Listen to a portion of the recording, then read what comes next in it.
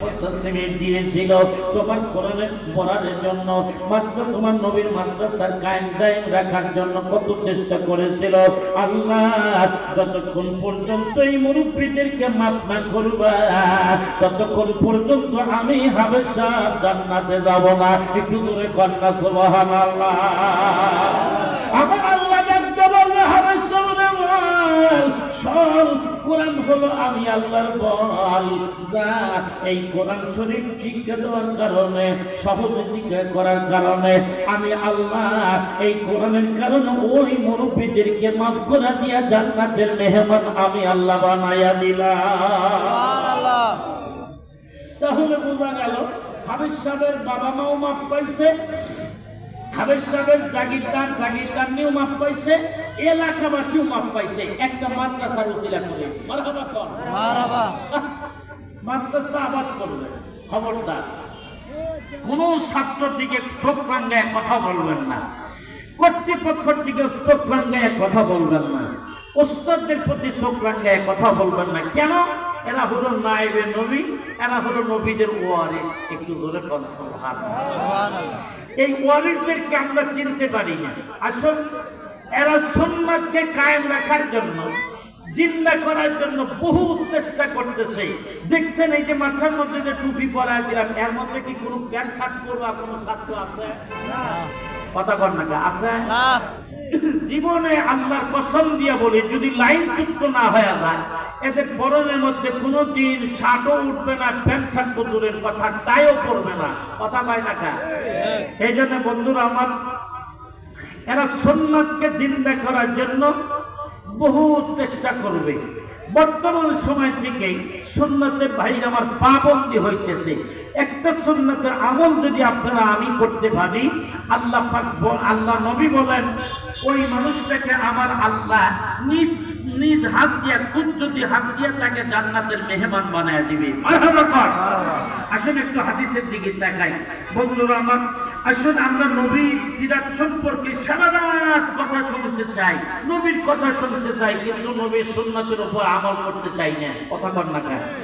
আমি বলেছিলাম নবীর সুন্নাতের আমল যদি আমি আপনি বেশি বেশি করতে পারি, যেহেতু নবীর উসিলা করে এখন পর্যন্ত আমি আপনি দুনিয়ার জমিনে যে আল্লাহ পাক বাঁচিয়ে রাখছেন, ওই আল্লাহ পাক বলেন নবীর যদি কোনো ব্যক্তি আমার বন্ধুর যদি অনুকরণ করতে পারে, ওই মানুষটার দুনিয়াতেও কোনো টেনশন নাই, আখিরাতেও কোনো টেনশন নাই।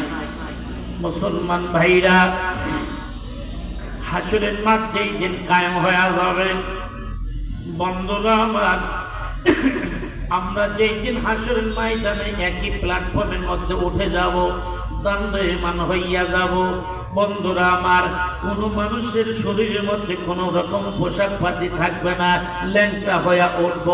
আম্মা জান আয়েশা সিদ্দিকা রাদিয়াল্লাহু তাআলা আনহা আমার আপনার পয়গম্বরকে ডাকতে বলেন, ইয়া রাসূলুল্লাহ, সৃষ্টি লজ্জার কথা আপনি বলেছেন কিয়ামতের ময়দানে সবাই তো ল্যাংটা হইয়া উঠবে।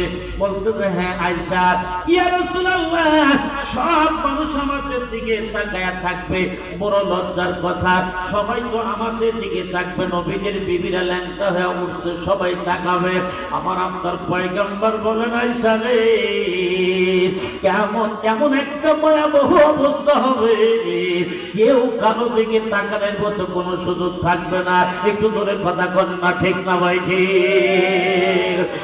মুসলমান ভাইরা শুনলেন, আজকে কাকিনা বাজারে যদি কোনো দোকানের মধ্যে আগুন লাগায়, ওই আগুন লাগাইছে মনে করেন যে দোকানে বড় একটা শপিং মলে আগুন লাগছে, ওই শপিং মলের দোকানদারকে যদি বলে, ও দোকানদার ভাই আগুন তো লাগছে, আসলে আপনার সাথে 5 মিনিট গল্প করি, দোকানদার বলবে না আপনার সাথে 5 মিনিট গল্প করার সময় আমার কাছে নাই, কেন আমার দোকানের মধ্যে আগুন লাগে গেছে। কথা কয় না, ঠিক না ভাই? ঠিক।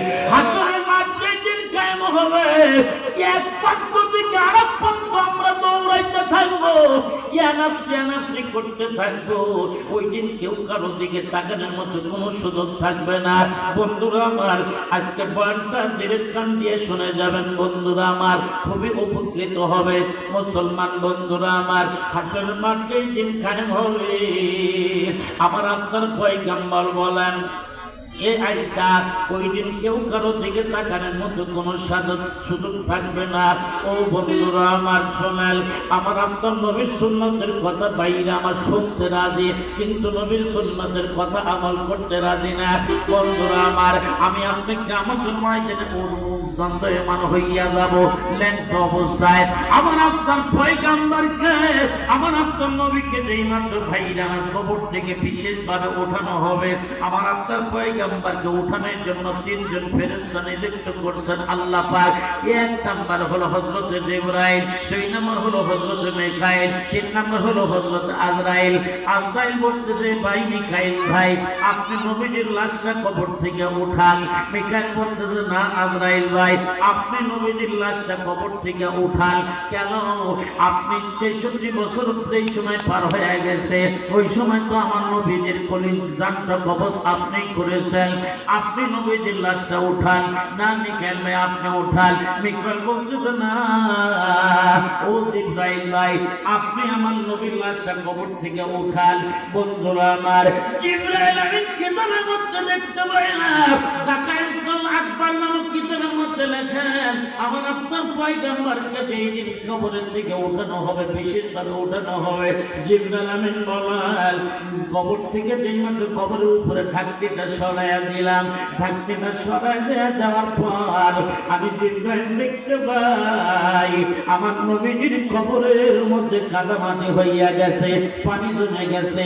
জিবরাইল আমিন বলেন, ফরমান, আমি যখন আমার আপনার পয়গম্বরকে জিজ্ঞেস করলাম, ইয়া রাসূলুল্লাহ, কতদিন পর্যন্ত আপনার এই কবরের মধ্যে পানি কি পড়েছে, বৃষ্টি পড়েছে, কতদিন হলো? ভাইরা আমার আপনার পয়গম্বর বলেন যে, জিবরাইল ও জিবরাইল, এই যে পানি দেখতেছো, এটা দুনিয়ার কোনো টিউবওয়েলের পানি নয়, এটা দুনিয়ার কোনো পুকুর ফুসকুনের পানি নয় রে জিবরাইল, এটা দুনিয়ার কোনো নদ নদীর পানি নয়, এটা দুনিয়ার কোনো খাল বিলের পানি নয়। জিবরাইল, এই যে পানি দেখতেছো আমার কবরের মধ্যে, আমার চেহারার মধ্যে কাদা দেখতে পারতেছো, কাপড়ের মধ্যে কাদা দেখতে পারতেছো। ও জিবরাইল, আমি নবী 63 বছর পর্যন্ত দুনিয়ার জমিনে কান্নাকাটি করে আসি, আমার উম্মতের জন্য চোখের পানি ফালাইছে দুনিয়ার জমিনে। আমি যেই মাত্র ইন্তেকাল করলাম, পরলোক গমন করলাম, আমি মদিনার সবুজ গম্বুজের নিচে আইসা আমার একটা উম্মতকে আমি ভুলি নাই, আমার উম্মতের মায়ায় আমি নবীর চোখের পানি ফালাইয়া আমার কবরের মাটি আমি কাদা বানাইয়া ফালাইছি। মুসলমান বন্ধুরা আমার, 63 বছর পর্যন্ত আমার নবী আমার আপনার জন্য বন্ধন করলেন, কান্নাকাটি করলেন। ওই নবীর জন্য আমরা কি করতে পেরেছি? আমি আপনি কিছুই করতে পারি নাই বন্ধুরা আমার। অথচ নবীর মাদ্রাসা দেখলে আমরা নাক ছিটকাই, নবীর মাদ্রাসাকে দেখতে পারি না, নবীর সুন্নাতের কদর করতে জানি না, একটা সুন্নাতের আমল করতে জানি না। বন্ধুরা আমার, শোনেন, আমার আপনার পয়গম্বরের একজন ভাইরা আমার উম্মত, ভাইরা আমার আপনার পয়গম্বরের নাম হলো মুহাম্মদুর রাসূলুল্লাহ সাল্লাল্লাহু আলাইহি ওয়াসাল্লাম। আমার নবীজির একজন উম্মত, আমার একজন উম্মত, বিশিষ্ট বুজুর্গ মানুষ, তার নাম হলো মুহাম্মদ, কিন্তু এই মানুষটা ইমাম মানুষ। এই মুহাম্মদ বলেন, আমি একদিন স্বপ্নের মাধ্যমে আমি যেই মাত্র ওযু করিয়া পূর্ণ পবিত্র অবস্থান করে আমি ঘরের মধ্যে চলে গেলাম, তসবিহটা হাতের মধ্যে নিয়ে আমার নবীর উপরে বেশি বেশি দরুদ শরীফ পড়তে পড়তে কাশিদায় বর্দার আমি নবীর উপরে কোনো গান গাইতে গাইতে নবীর সুন্নাতের উপর আমল করতে করতে আমি এই দিন একদিন ঘুমায় গেলাম। ইমাম মোহাম্মদ বলেন আমি ঘরের মধ্যে যাইয়া যেই মাত্র শব্দের মাধ্যমে দেখতে পাই আমার আপনার পয়গম্বর এই মোহাম্মদের ঘরের মধ্যে আইসা হাজির হইয়া গেছে। একটু দূরে কন্যা মারহাবা।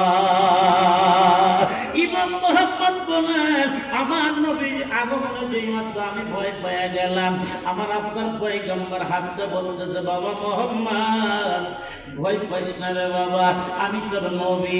ইয়া রাসূলুল্লাহ এত বড় নবী হইয়া দোলের কদম নবী হইয়া আমার ঘরের মধ্যে আছেন গরিব মানুষের ঘরের মধ্যে বাবা তুমি একটু ওঠো তো বাবা ওঠো।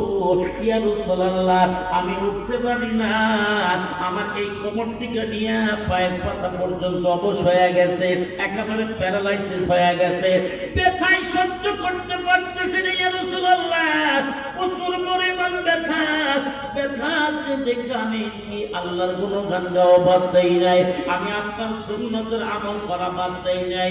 ইয়া রাসূলুল্লাহ আমি উঠতে পারি না। আমার নবী ডাকতে বলে বাবা মুহাম্মদ কিন্তু আগে বলিস নাই তোর শরীরের মধ্যে ব্যথা।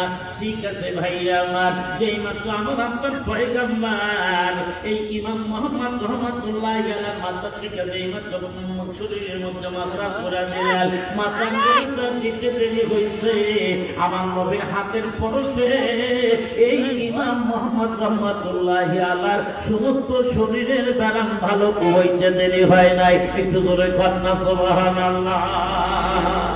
আমার নবী ডাকতে বলে বাবা মুহাম্মদ তোমার শরীর মধ্যে কি আরো ব্যথা আছে? ইয়া রাসূলুল্লাহ আমার শরীর মধ্যে কোনো রকম ব্যথা নাই। ভাইরা আমার যখন ডাক্তার বলতেছে বাবা মুহাম্মদ তুমি যে প্রত্যেকদিন দুরূদ শরীফ পাঠ করো তাসবিহ তাহলিল করো আমি নবীর উপরে যে তুমি সুন্নাতের আমল করো আমি নবী খুব খুশি হইয়া যাই বাবা। প্রত্যেকদিন যে আমি নবীর উপরে তুমি গজলগুলা গাও কবিতা আবৃত্তি করো আমি নবী খুব খুশি হইয়া যাই বাবা। তোমাদের এই আমলগুলা প্রত্যেক সোমবার এবং প্রত্যেক বৃহস্পতিবার ও লালমনিরহাটের ভাইরা ভালো করে শুনবেন প্রত্যেকদিন প্রত্যেক সোমবার এবং প্রত্যেক বৃহস্পতিবার সপ্তাহে 2 দিন আল্লাহ ফেরেশতার মাধ্যমে এই সুন্নাতের আমলগুলা দরুদ শরীফের আমলগুলা আমার নবীর কবরে পৌঁছায় দেওয়া হয়। বন্ধুরা আমার শোনেন যেই মাত্র আমার আপনার পয়গম্বর ডাকতে বলে বাবা মুহাম্মদ রে তুমি যে প্রত্যেকদিন আমল করো আমি নবী খুব খুশি হইয়া যায় বাবা।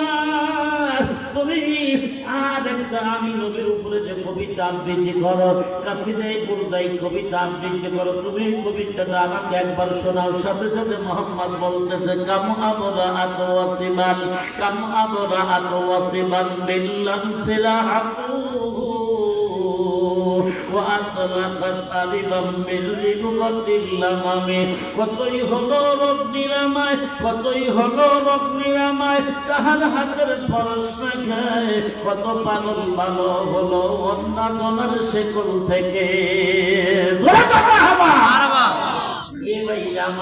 আমার নবীর হাতের পরশ পাইয়া যেই মাত্র ইমাম মুহাম্মদ রহমাতুল্লাহ আলাইহি সমস্ত শরীরের দালাল ভালো হয়ে গেছে। ভাইয়া আমার শুনলেন যেই মাত্র ভালো হয়ে যাওয়ার পর আমার নবী যে কবিতা শুনিয়া খুব খুশি হইয়া গেলেন। আমার আপনার পয়গম্বর ডাকতে বলতেছে বাবা মুহাম্মদ আমি কবিতা শুনে আমি খুব খুশি হইয়া গেছি আমি তোকে কি পুরস্কৃত করবো বাবা। ভাইয়া আমার সাথে সাথে নবীজির কান্দের যেই মাত্র চাদর এই চাদর নবীজি দিয়া বলতেছে বাবা মুহাম্মদ এই নিয়ে এই যে চাদর আমি তোমাকে দান করলাম এই পুরস্কৃত হিসাবে আমি এই চাদর দান করলাম। এই মাত্র এই চাদর পাওয়ার সাথে সাথে ভাইরা আমার ইমাম মুহাম্মদ বলেন আমি ঘুম থেকে উঠে যাইয়া দেখি নবীর দেওয়া চাদর তখনও আমার গায়ের মধ্যে বিদ্যমান। সুবহানাল্লাহ। এ লালমনিরহাটের ভাইরা তুমি একটা সুন্নাতের আমল করলে যদি দুনিয়াতে সবটার মাধ্যমে চাদর পাওয়া যায়, নবীর একটা সুন্নাত যদি আপনারা বাস্তবে চিন্তা করতে পারেন, আমার নবী আপনার নবী কোনদিন রাইখা আমাকে আপনাকে বাহিরে রাইখা জান্নাতে প্রবেশ করবে না। কথা কয় না, ঠিক না ভাই? এই জন্য নবীর সুন্নাতের বেশি বেশি কদর করবেন, সুন্নাতের আমল করবেন। মুসলিম শরীফের হাদিসের মধ্যে আছে, মান তামাসসাকা বিসুন্নতি ইনদা ফাসাদি উম্মতি ফালাহু আজরুহু মিয়াতি শাহিদ। মিয়াত মানে 100। আমার কোন উম্মত যদি একটা নারী এবং একটা পুরুষ যদি ফিতনা ফাসাদের জামানায় যদি একটা সুন্নাতের আমল করতে পারে, আমি নবী বলে গেলাম রে, তার আমল নামায় আমার আল্লাহ 100টা গণাকাটা শহীদের সন্তান আমল নামায় দিয়ে দেবে। মুসলমান বন্ধুরা আমার, তাহলে বোঝা গেল একটা সুন্নাত চিন্তা করবেন, একটা সুন্নাতের পাবন্দী হবেন। এই মুসলমান ভাইরা আমার, এই বয়ান করার কারণ হলো আমাদের সামনে মাহে রমজান মাস। রমজান মাসের ভিতর রমজানের রোজাগুলি আদায় করা হলো ফরজ, নামাজ পড়া যেমন ফরজ, হজ করা যেমন ফরজ, মাহে রমজানের রোজাগুলি আদায় করা ফরজ। কথা হয় না, ঠিক না ভাই? ঠিক। ও মুসলমান বন্ধুরা আমার, আমি আপনাদেরকে বলে গেলাম মাহে রমজান মাসের সেহরি খাওয়া সুন্নাত, ইফতার করাও সুন্নাত। ভাইরা আমার, তারাবি বিশ্বাকার তারাবি পড়াও সুন্নাত। কথা কয় না, ঠিক না ভাই? ঠিক।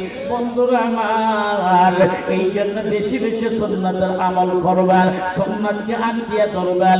একটা সুন্নাতের আমল যদি আমি আপনি করতে পারি, নবীজি বলেন, মান তামাসসাকা বিসুন্নতি ইনদা ফাসাদি উম্মতি ফালাহু আজরুহু মিয়াতি শাহিদ। আল্লাহর পয়গম্বর বলেন, যদি একটা সুন্নাতের আমল করতে পারো, তোমার আমল নামায় 100টা গণাকাটা শহীদের সব তোমার আমল নামায় আল্লাহ পাক দিয়ে দেবে।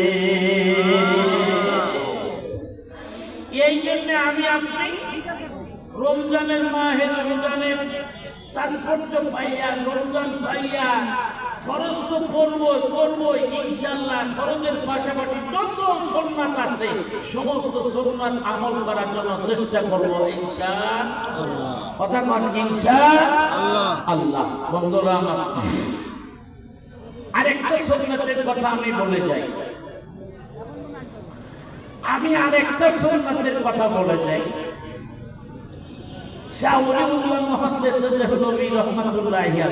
গোটা এশিয়া মহাদেশের ভিতরে এমন কোন আলেম নাই যে তার নাম তাকে চেনে না, তার নাম জানে না।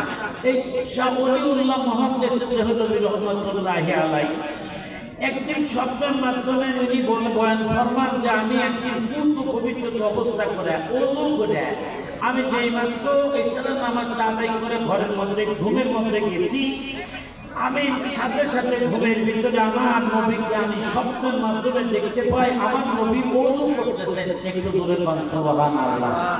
আমার নবী ওযু করতেছেন, এই ওযু করা পানি, ব্যবহৃত করা পানি সব সাহাবায়ে কেরামরা নেওয়ার জন্য পাগল পড়া, সব মানুষ ধাক্কা ধাক্কি করে নবীজির ব্যবহৃত করা পানি, ওযুর পানি নেওয়ার জন্য পাগল পড়া সব নিচ্ছে।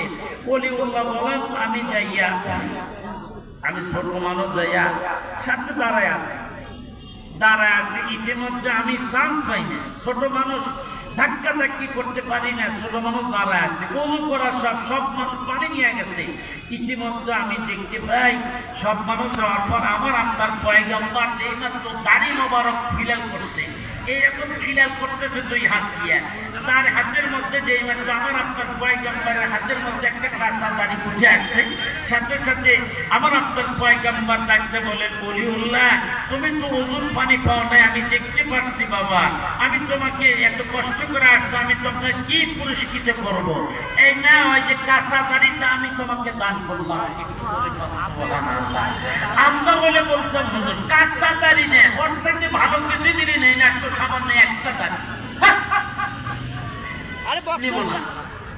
ওলিউল্লাহ বলেন, আমি দাড়ি মোবারকটা নিয়ে বরকতটা নিয়ে সুন্নাত হিসেবে নিয়ে আমি বাড়ি চলে গেলাম। বাড়িতে যাইয়া সুন্দর করে দাড়িটা গোসল করা দিলাম, গোসল করা দিয়া আমি সুন্দর করে সাবান মাখলাম, চেয়ার মালিশ করলাম, কাছের গ্লাসের মধ্যে আমি আবদ্ধ করলাম। আবদ্ধ করার পরে আমি যেই মাত্র আবদ্ধ করলাম, করার পরে আমি বরকতার হিসেবে পকেটের মধ্যে নিয়ে আমি হাটে যাই, মাঠে যাই, ঘাটে যাই, আমি কাজ করার জন্য যাই। আমি প্রত্যেক সময় দেখতে পাই যতক্ষণ পর্যন্ত আমার কাছে দাড়ি থাকে, এই দাড়িটা নিয়ে আমি ক্ষেতের মধ্যেও গেলে আমি দেখতে পাই সবার মাথার মধ্যে রোদ লাগে, বৃষ্টির ফোঁটা পড়ে, কিন্তু আমি অলিউল্লাহর মাথার মধ্যে বৃষ্টির ফোঁটাও পড়ে না, রোদের তাপও লাগে না। কেন? একটা মানুষের সুন্নাতের আমল করা লাগে। মুসলমান ভাইরা, অলিউল্লাহ বয়ান ফরমান, আমি যেই মাত্র আমি দাড়ি মোবারকটা নিয়ে আমি বাড়িতে আবার চলে আসলাম একটু গবেষণা করার জন্য। আমি যেই মাত্র দাড়ি আমার মাঠের মধ্যে গেলাম, আমি দেখতে পাই সবার মাথার মধ্যে যেমন বৃষ্টির ফোঁটা পড়ে, আমি অলিউল্লাহ মাথার মধ্যে বৃষ্টির ফোঁটা পড়ে। রোদের তাপ যখন সবার লাগে, আমারও রোদের তাপ লাগে। তখন আমি অলিউল্লাহ বুঝতে পারি একটা কাছে একটা দাড়ি ওঠা, একটা দাড়ির মধ্যে যদি আমার আল্লাহ এত বরকত দান করতে পারে, একটা যদি সাদা সুন্নাতের আমল যদি কোনো উম্মত করতে পারে, আমি অলিউল্লাহ বয়ান করা গেলাম, ওই একটা সুন্নাতের বিনিময় পুরো মানুষকে রেখে আমার নবী জান্নাতে প্রবেশ করবে না। সুবহানাল্লাহ। মুসলমান ভাইরা, এই জন্য সামনে মাহে রমজান, আমাদেরকে সুন্নতের আমল সুন্নত বেশি বেশি করতে হবে। নবী পাক বলেন, যে ব্যক্তি এই রমজান পাইয়া গুনাহ মোচন করতে পারে না, ওই ব্যক্তিটার মতো কপাল পোড়া একটা ওই পৃথিবীটার হতে পারে না। মারহাবা কর। এই জন্য আমরা যেন কপাল পোড়া না হই, আমাদের কপালটা মারহাবা। আসুন আমি আপনাদের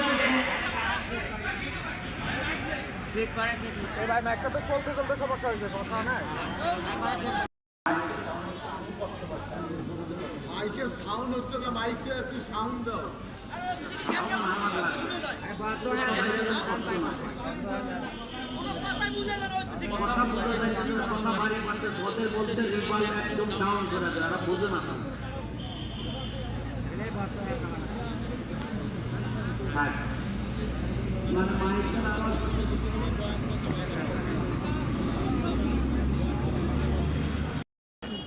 কয়েকটা লাগবে না।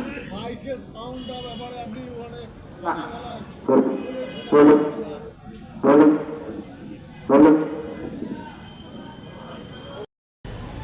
সাউন্ডটা কি আপনাদের কাছে যাচ্ছে ভাই?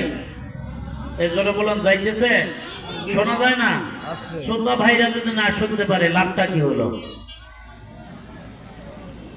শ্রোতা ভাইদের জন্যই তো মাইকের ব্যবস্থা।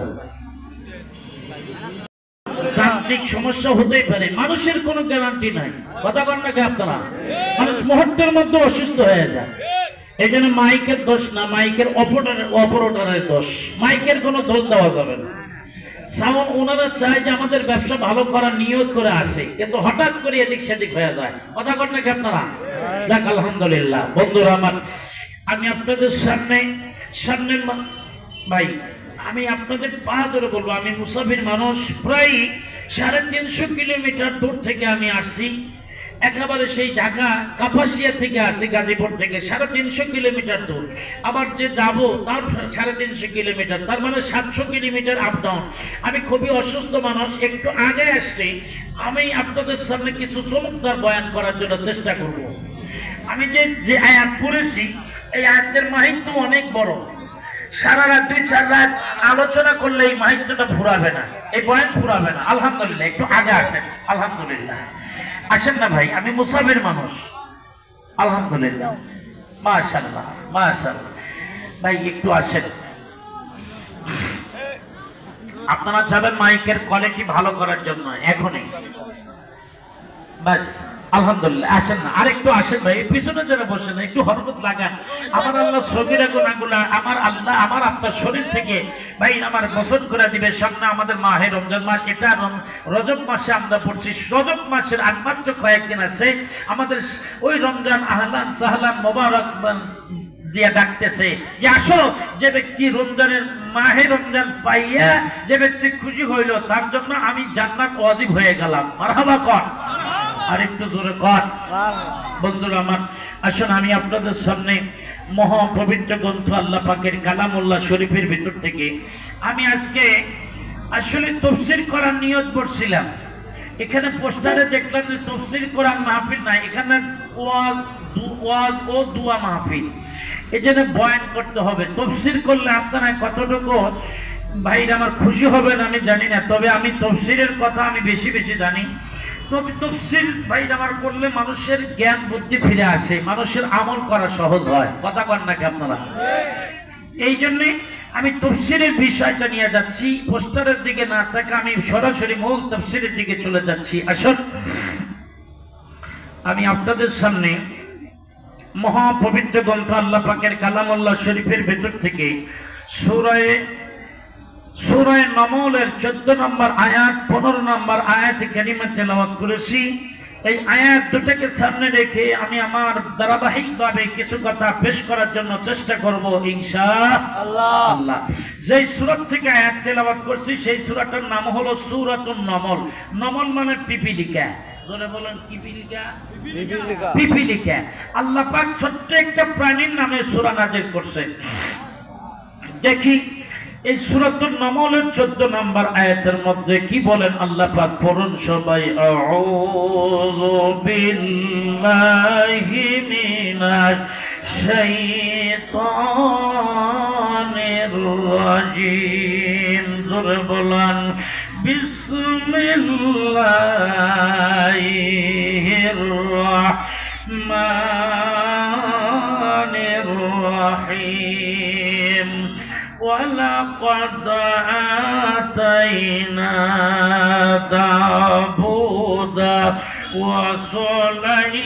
وسليمان علما। আল্লাহু আকবার বলেন। আয়াত শুনলেন? আয়াতের বাংলা তরজমাটা শুনে নেন। আল্লাহ পাক নিজেই বলেছেন আমি দাউদ এবং সুলাইমানকে ইলম দান করেছি, জ্ঞান দান করেছি। একটু জোরে কোন সুবহানাল্লাহ। কি দান করছেন? জ্ঞান দান করছেন, ইলম দান করছেন। যে ইলমটা এই মাদ্রাসার মধ্যে মাদ্রাসার ছাত্রদেরকে দেওয়া হয়েছে, ইলম পাইয়া ওদের মাথার মধ্যে আপনাদের সামনে আজকে 11 জন মানুষ, 11 জন হাফিজুল কোরআন, এদের মাথার মধ্যে পাগড়ি পেঁচা দেওয়া হয়েছে ইলমের বরকতে। মারহাবা কোন মারহাবা। আল্লাহ পাক বলেন আমি দাউদ এবং সুলাইমানকে ইলম দান করছি। তার মানে বাপেও পয়গাম্বার, ছেলেও পয়গাম্বার। বাপের নাম হলো দাউদ আর ছেলের নাম হলো সুলাইমান। একটু জোরে কোন সুবহানাল্লাহ। বা সুলাইমান দাদে মলক সরওয়ারি, বা সুলাইমান দাদে মলক সরওয়ারি, সুদমতে ও খাতম শুদা ও পুরি। আল্লাহু আকবার বলেন। বাপের নাম হলো দাউদ আর ছেলের নাম হলো সুলাইমান। বাপেও নবী, ছেলেও নবী। বাপ হলো দাউদ, ছেলে হলো সুলাইমান। আমাদের দেশের একই অবস্থা। বাপে যদি কোন বাপ যদি চোর হয়, ছেলে কিন্তু চোর হতে চায় না। কথা বল না কেন? বাপে যদি ভ্যানওয়ালা হয়, ছেলেও কি ভ্যানওয়ালা হওয়া শর্ত না। কিন্তু বাপে যদি মৌলবী হয়, ছেলে কিন্তু আর মৌলবী হতে চায় না। কেন? না, ঠান্ডা পানি দিয়ে আব্বা 3টার সময়, রাত 3টার সময় উঠে ঠান্ডা পানিতে ওযু করে তাহাজ্জুদের মুসাল্লায় দাঁড়ায়। এত কষ্ট আমি করতে পারবো না, আমার মাওলানা হওয়া চলবো না। কথা বল না। এই জন্য অনেক স্যাংরা ফ্যাংরা মৌলবী হতে চায় না, হাফেজও হতে চায় না। হাফেজ হলে নামাজ পড়া লাগবে, মসজিদের তাজকালা বাদ দেয়া, 4 স্থানে বাসা বাদ দেয়া, মসজিদের মধ্যে হাজিরা দিতে হবে। সেই সুবাদে আর ভাইরা আমার কি করতে চায় না, মৌলবী হতে চায় না, হাফেজও হতে চায় না। তো ভাইরা আমার বাপেও নবী, ছেলেও নবী। বাপেও ডাক্তার ছেলেও ডাক্তার। আমাদের দেশের একই নিয়ম, বাপে যদি ডাক্তার হয় অনেক দেখবেন ছেলেরা কিন্তু একটু ঘুরঘুরে একটু দোকানপাটে যাওয়া আসা করে করে দেখবেন বাপ যদি মরে যায় তারপরে ছেলেও ডাক্তার হয়। কথা বলেন। এটা এমবিবিএস ডাক্তার না, এমনিবিএস ডাক্তার। এমনিবিএস ডাক্তার আপনারা চেনেন? কথা কোন চেনেন? কোনো সার্টিফিকেট নাই, কোনো দক্ষতাও নাই। এই এমনিবিএস ডাক্তার এক বাপ ডাক্তার, বেশি ভালো ডাক্তার না, হাতুড়া ডাক্তার। হাতুড়া ডাক্তার চেনেন? সার্টিফিকেট নাই।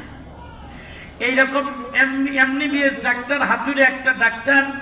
হঠাৎ করে একদিন একটা রোগী আসছে, রোগী আইসে বলতেছে ডাক্তার চলেন যে আমার বাসায় আমার একটা ভাই অসুস্থ হয়ে পড়ে আছে, জ্বর আসছে, চলেন আপনি একটু দেখে আসেন। এখন এই হাতুড়া ডাক্তার ব্যাগ ট্যাগ গোছায় ওই রোগীর বাড়িতে যাবে। অনেক সময় এই কাকিনা বাজার থেকে কিন্তু ডাক্তাররা কিন্তু অনেক গ্রামের ভিতরে যায় রোগী দেখার জন্য। কথা কর না যা কাকিনা ভাই, ডাক্তার ভাই আপনারা মন খারাপ করো না, এটা হলো একটা এক্সাম্পল, একটা হলো দৃষ্টান্ত। তখন এই এমবিবিএস ডাক্তার, তখন তো এত এমবিবিএস ডাক্তার ছিল না, এত চেকআপ টেকআপ ছিল না তৎকালীন যুগে। এরকম এমবিবিএস ডাক্তার একটু ব্যাগ ট্যাগ নিয়ে যে সময় যাবে, সাথে সাথে দোকানের মধ্যে ছেলে ছিল। ছেলে বলতেছে আব্বা আপনি কই যান? বলতেছে একটা রোগী দেখার জন্য যাই। কয় আব্বা আমি যাবো। কয় না যাইতে পারবে না, ওই দেখেন আপনারা হাটে যান, হাট বাজারে যে সময় যান, ওই ছেলে পেলে ব্যাগ বলতেছে আব্বা আমি হাটে যাবো, আমিও বাজারে যাবো। কয় না তোকে নিয়ে যাবো না। অনেক সময় দেখবেন ছেলেটা একটু পাইজাব কি করে হয়, লুঙ্গি টান দেয়, না হলে বাজারে ব্যাগ টান দেয়। কথা বল না, টান দিতে থাকে কেন? বাজারে যাবে।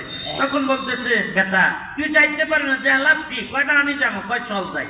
এই সময় রোগীর বাসায় যাইয়া রোগীর হাত দেখতেছে, রোগীর পাল্প দেখতেছে। তৎকালীন যুগে এত ভাইরা মার চেকআপ টেকআপ করার মতো মেশিন পাতি ছিল না। তৎকালীন যুগে মুরব্বীরা ভালো করে বলতে পারবেন, ওই গ্রামের ভিতরে হোমিওপ্যাথিক ডাক্তার ছিল। একটু 5 টাকার একটু যে আটার গুঁড়ার মতো একটু ওষুধ দিত, এই ওষুধ খাইয়া আল্লাহ পাক ভালো করে দিত। কথা বল না, 5 টাকার ওষুধ ভালো হয়ে যাইতো।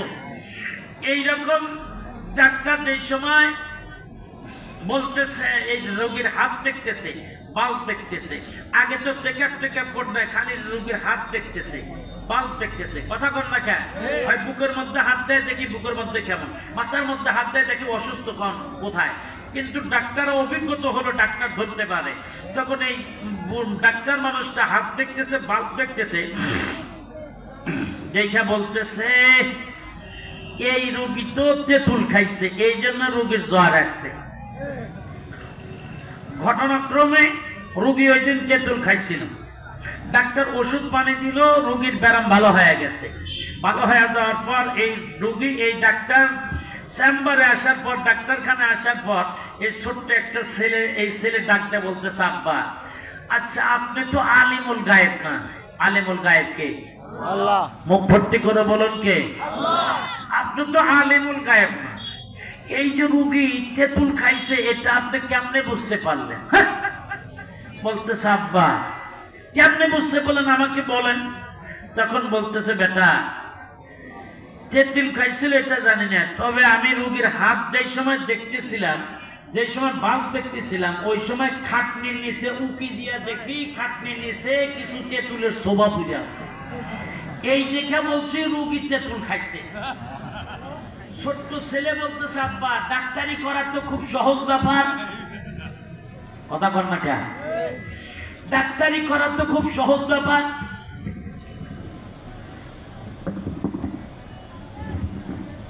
কি হয়েছে? না এখানে সাউন্ড না, সাউন্ড ওনাদের হাতে, আমার কাছে সাউন্ড নাই। বাংলাদেশে যত বক্তা আছে আমার মধ্যে এত কাছের থেকে ওয়াজ করে এমন বক্তা নাই। আমি যতটুকু কাছের থেকে বয়ান করি, একটু পিছা যান, আমি আগে বলবো।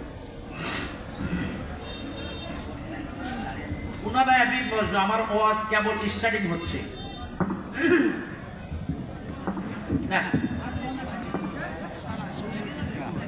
লুজ হওয়ার জন্য না তো ভাই।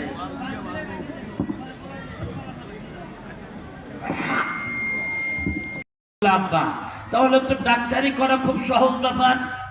তাহলে এখন থেকে কোনো রুগী আসলে আপনি যান না আমি যাব।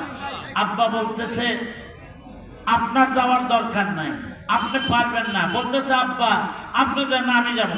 ছেলেকে বলতেছে আব্বা তুই পারবি না, তুই যাস না, তুই থাক। কয় না আব্বা আমি যাবো। ঘটনাক্রমে একটা রুগী আসলো, আসার পরে বলতেছে আব্বা আমি যাই। বলে যা দেখা। ওই আব্বার ব্যাগ ট্যাগ সব একেবারে গোছায়া নিয়ে আব্বার মতো ওই কায়দা যায়া আব্বার মতো ওই রুগীর হাত দেখতেছে, বাল্ব দেখতেছে। বাল্ব দেখে ওই খাটনি নিচে উকি দিয়ে দেখে যে খাটনি নিচে কিছু সেরা জুতা বইরা আছে। এই দেখে ছোট্ট ছেলেটা বলতেছে যে এই রুগী তো সেরা জুতা খাইছে, এই জন্য রুগীর জ্বর আসছে। বাড়ির লোকজন বলে এক পিঠা ডাং দে, আচ্ছা মতো পিঠা ব্যাগটা সব কাইরা নি। রোগী কোনোদিন সেরা জুতা খায়? যেই মাত্র ডাং খায়া মাইর খায়া আচ্ছা মতো ধোলাই খায়া বাবার কাছে যা বলতেছে আব্বা আপনার থিওরিটি অনুযায়ী যাইয়া ডাক্তারি করবার যে আমার মাইর খাওয়া লাগছে। কি বলছেন? বলে আব্বা আপনার মতো ওই কায়দা কৌশলে যাইয়া হাত দেখতেছিলাম, বাল্ব দেখতেছিলাম, বাল্ব দেখতেছিলাম আর খাটনি নিচে উকি দিয়া দেখি খাটনি নিচে কিছু সেরা জুতা পরে আছে। সেরা জুতা খাওয়ার কথা বলছি। দুধ বেটা সেরা জুতা কি খাওয়ার জিনিস? আরে জোরে কথা কন, খাওয়ার জিনিস? আব্বা যোগ্যতা অর্জন করতে পারছে দেখে আব্বা ডাক্তারি করতে পারছে। ছেলেও যদি যোগ্যতা অর্জন করতে পারতো, ছেলেও যোগ্যতা অর্জন করলে ছেলেও ডাক্তারি করতে পারতো। কিন্তু ছেলের ডাক্তারি করবার না মাইর খাওয়া লাগছে একটা হলো ছেলের যোগ্যতা অর্জন হয় নাই। কথা কয় না, ঠিক না? আব্বাও যোগ্যতা সম্পন্ন নবী, ছেলেও যোগ্যতা সম্পন্ন নবী। বাপের নাম হলো দাউদ, ছেলের নাম হলো সুলাইমান। একটু জোরে কন সুবহানাল্লাহ। মুসলমান ভাইরা, আমাদের দেশের একই অবস্থা। বন্ধুরা আমার, আপনারা জানি না আমার বাসা সিরাজগঞ্জ, এনায়েতপুর থানা। ভাইরা আমার, এই এনায়েতপুর থানার কারণে পুরা বাংলাদেশটা এখন ভাইরা আমার একটু নিঃশ্বাস ফলাইতেছে। কথা কর না কেন? আপনাদের খেয়াল আছে না?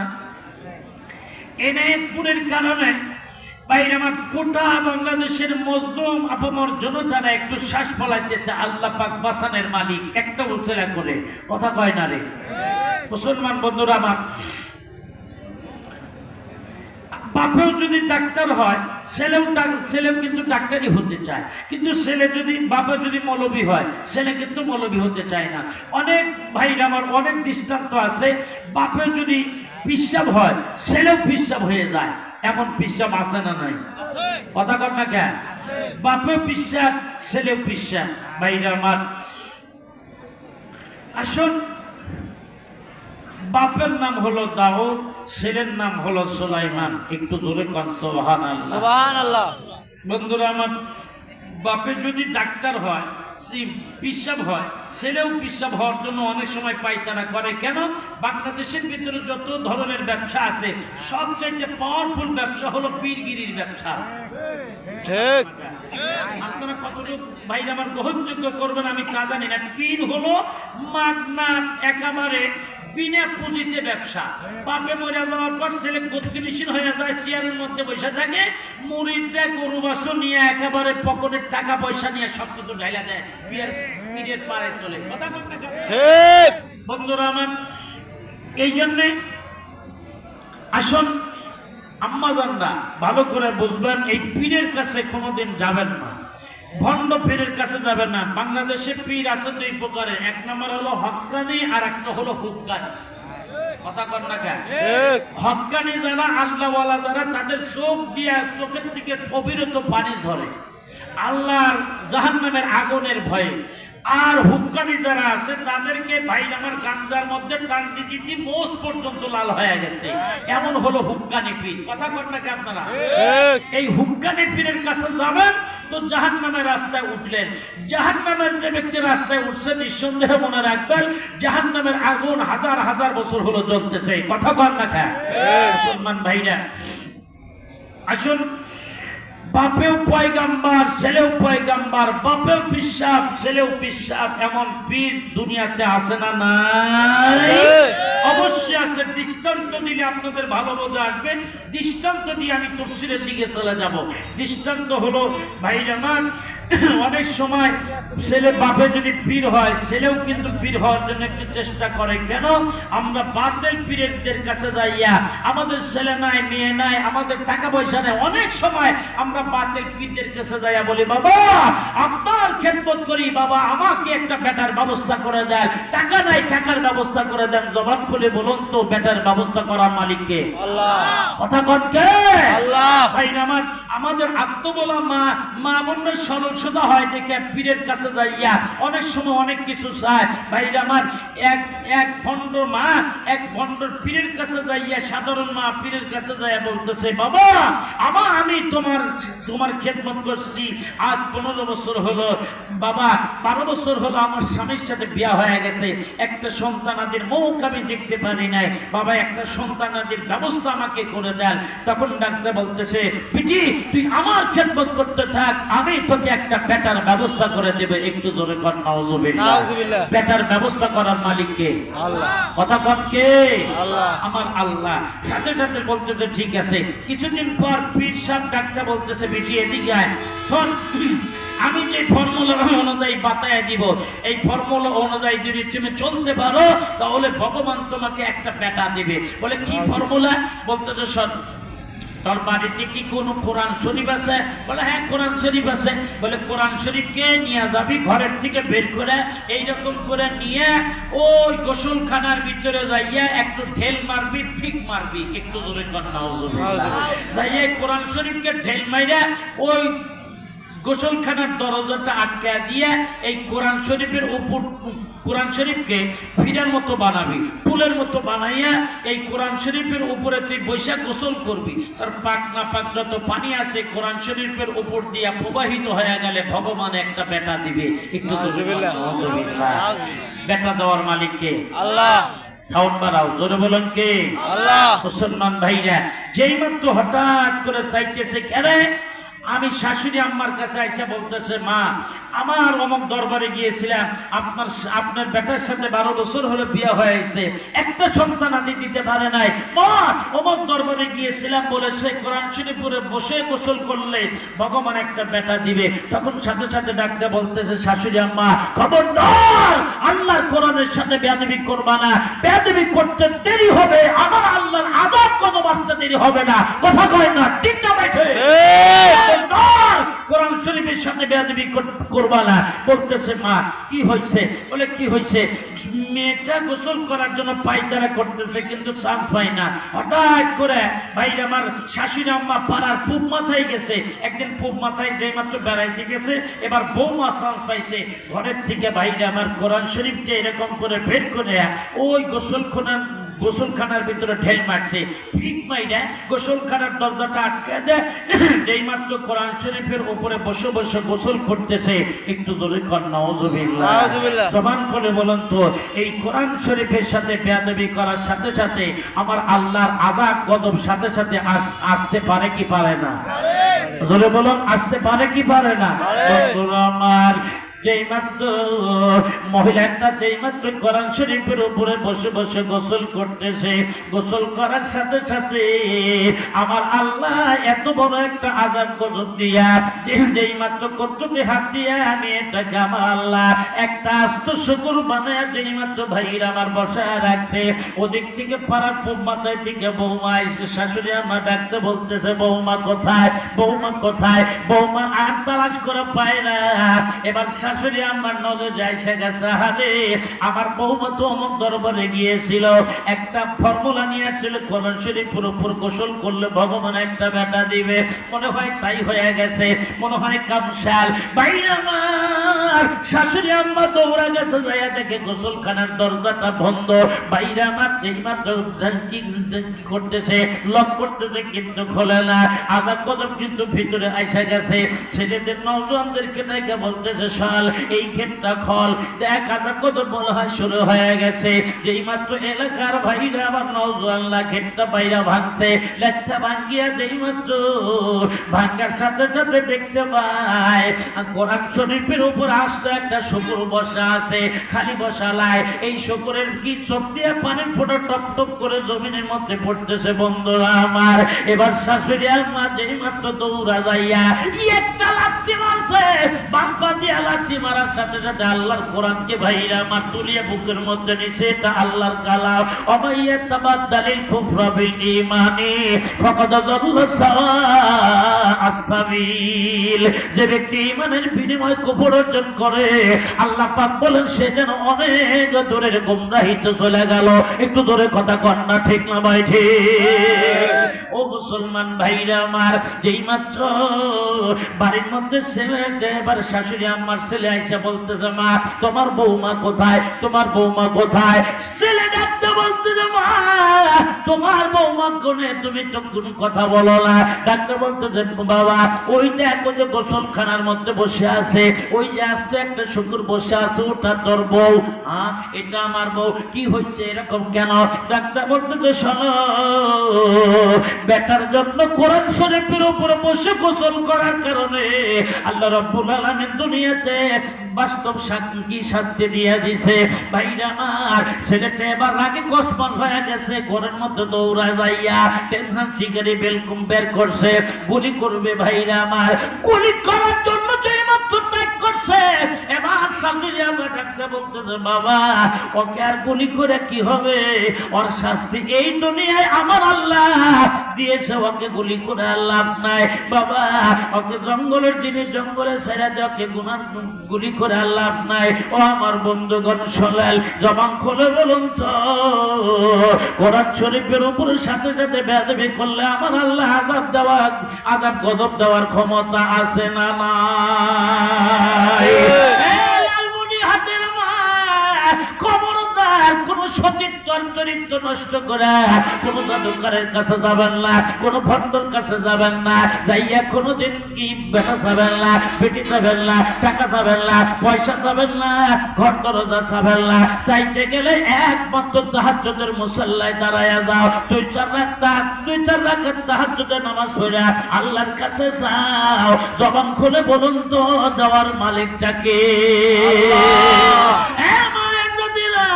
দুনিয়ার কাগজপত্র হারায় গেলে পাওয়া যায়, মসজিদের কাগজপত্র হারায় গেলে পাওয়া যায়, স্কুলের কাগজপত্র হারায় গেলে পাওয়া যায়, পরীক্ষার সার্টিফিকেট হারায় গেলে পাওয়া যায়, কিন্তু একবার সতীর্থর চরিত্র যদি নষ্ট হয়ে যায়, কিয়ামত পর্যন্ত তালাশ করে চরিত্র সতীর্থ কিন্তু খবরদার কোনোদিন খুঁজে পাবেন না। একটু ধরে কথা কন না, ঠিক না ভাই? ঠিক। ও আমার বন্ধুগণ, আসেন একটু সামনের দিকে চলি। আমি আপনাদের সামনে যে আলোচনা করতেছিলাম, বাপেও পয়গাম্বার, ছেলেও পয়গাম্বার, বাপেও পিসাব, ছেলেও পিসাব। একটু জোরে কন্যা মারহাবা। বাপের নাম হলো দাউদ আর ছেলের নাম হলো সুলাইমান। ও আমার বন্ধুগণ শোনেন, পৃথিবীতে যতগুলো নবী একরামরা আসছিল, সব নবীরা কিন্তু ভক্তির রাখাল। ভাইরা আমার, ভক্তির দড়িকান্তের মধ্যে উঠেছিল কেন? ভক্তিতে যে সমস্ত মানুষরা চালাইতে পারবে, যত রাগান্বিত হোক না কেন, বড়ি ভক্তি চালাইতে যাইয়া রাগটা কিন্তু হজম হইয়া যায়। ও আমার বন্ধুগণ শোনেন, এই দাউদ নবী ভক্তি চলাইছেন, এমনকি আমার আপনার পয়গাম্বার পর্যন্ত ভক্তি চলাইছেন। আমার আপনার পয়গাম্বার জঙ্গলের মধ্যে ভক্তি চলাইছেন। ভক্তি চলাইতে যাইয়া সাহাবাই কেরামদেরকে ডাকতে বলতেছে, সাহাবাই কেরাম রে, আমি নবী ভক্তি চলাই রে, কোন গাছের ফলটা মিঠা লাগে, কোন গাছের ফলটা তিতা লাগে, এটা নবী আমি নবীকে বিশেষ ক্ষমতা দেওয়া হয়েছে। ও ভাইরা আমার শোনেন, আমার আপনার পয়গম্বর ভক্তি চড়াইছেন, দাউদ নবী ভক্তি চড়াইছেন, মুসা পয়গম্বর ভক্তি চড়াইছেন। মুসা পয়গম্বর 10 বছর ভাইরা আমার ভক্তি চড়াইছেন শ্বশুর বাড়িতে। শ্বশুর বাড়ি জামাই হইয়া কিন্তু শ্বশুর বাড়ি রাখালি গিলি করছেন, 10 বছর ভক্তি চড়াইছেন। 10 বছরের ভিতরে একদিন হঠাৎ করে পানের ভিতর থেকে একটা বড়ি যেই মাত্র পালের থেকে ছুটে যাইয়া পাহাড়ের দিকে রওনা দিয়েছে।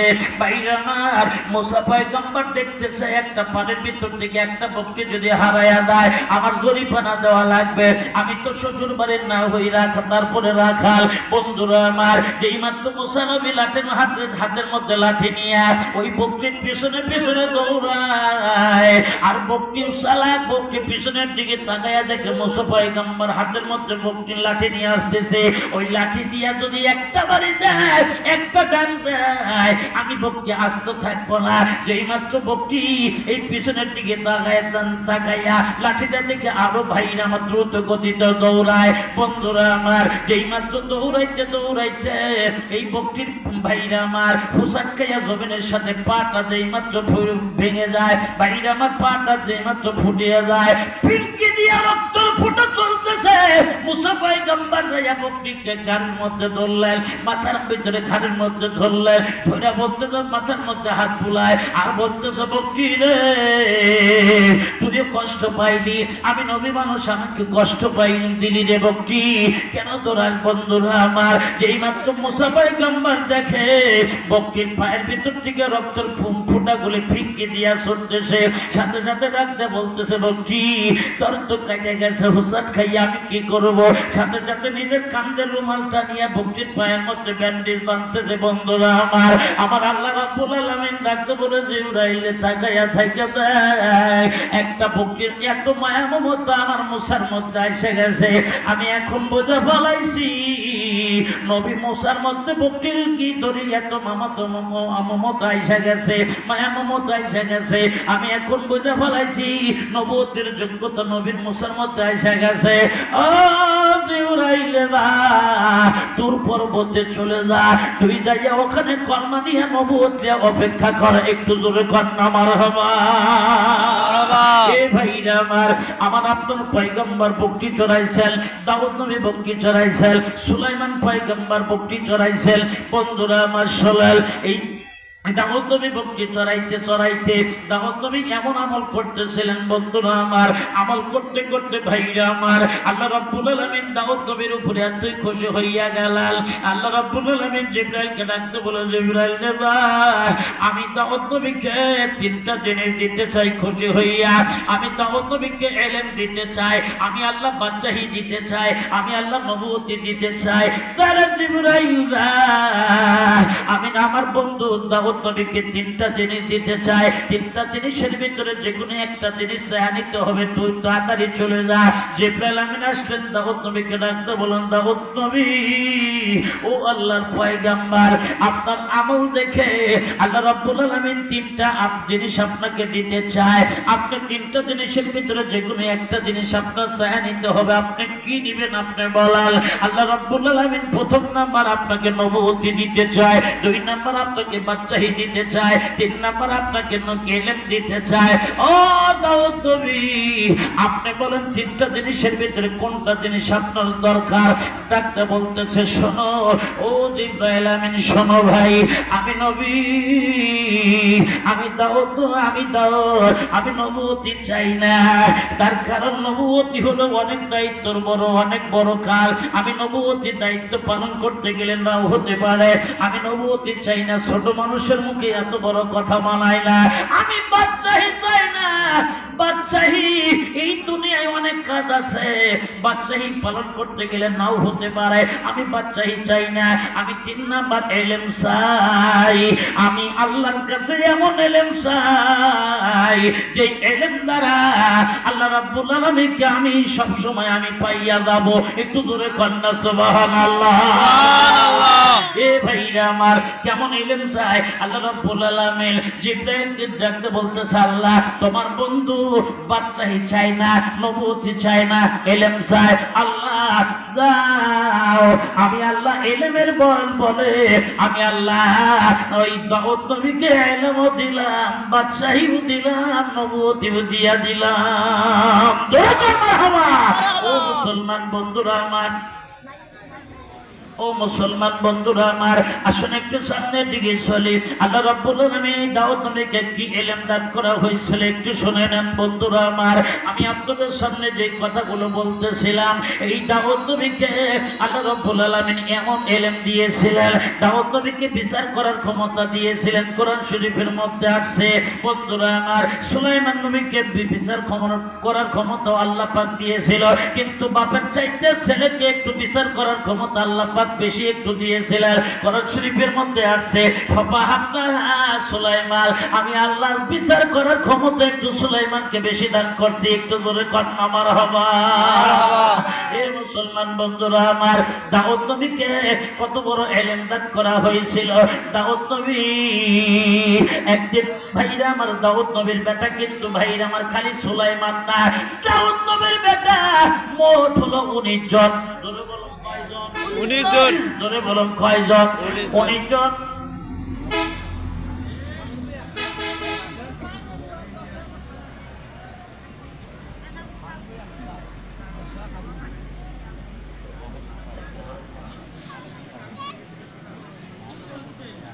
দৌড়ে এটা আপনার এটা ভালো। আচ্ছা, ঠিক আছে। আসসালামু আলাইকুম রহমতুল্লাহ। আসলে খুব কষ্ট লাগতেছে, হুজুরকে আটকায় রাখছি। এখন অটোমেটিক 12টা বেজে গেছে, ঠিক না? মাইকিং কারণে অনেকটা বিশৃঙ্খলা তৈরি হয়েছিল এবং অনেকেই ভাই এই দিকের লোকগুলোর সামনে দাঁড়িয়ে সামনে থেকে জায়গাগুলো পূরণ করে যাচ্ছে, লোকজন আসবে বসবে, তো একটু দাঁড়িয়ে যান না। এই যে এই লোকগুলো দাঁড়াচ্ছেন না, দাঁড়িয়ে সামনে